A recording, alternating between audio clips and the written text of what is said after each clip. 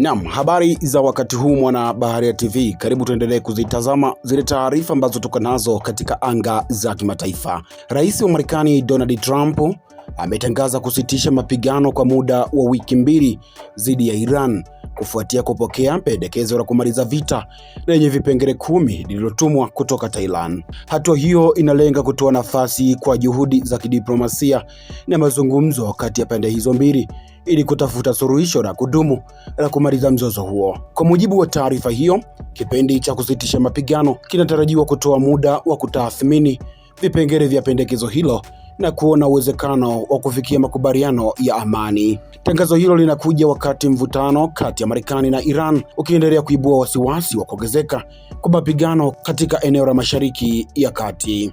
Sasa nageukia kupitia maoni ya wadau kufuatia taarifa hii ya kusitishwa kwa mapigano huko Afrika Mashariki ya Kati. Huyu hapa anasema, nimeamini Irani sio Venezuela wala Iraki wala Libya wala Afghanistan. Ni dhahiri kwamba anachokitaka Marekani pale Iran hawezi kukipata, hata atumie nguvu kiasi gani. Ndio maana miaka yote Amerika wanaomba mazungumzo. Thailand imagine amefanya ugaidi wa kuua viongozi wengi wa Iran, lakini kushindwa kuiba hata lita moja tu ya mafuta. Huyu mwingine anasema, kwa hiyo hapo nani kakubali masharti ya mwenzake? Sasa nadhani kulingana na taarifa jinsi ilivyojieleza utakuwa umeshaelewa hapo nani kakubali matakwa ya mwenzie.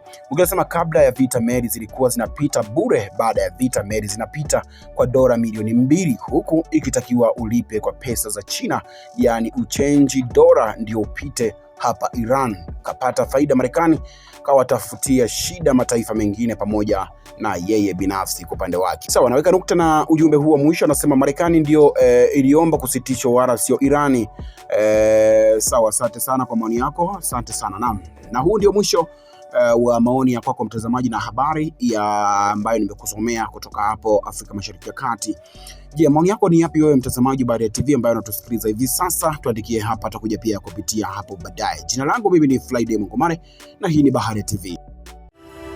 Asante kwa kuifuatilia Baharia TV.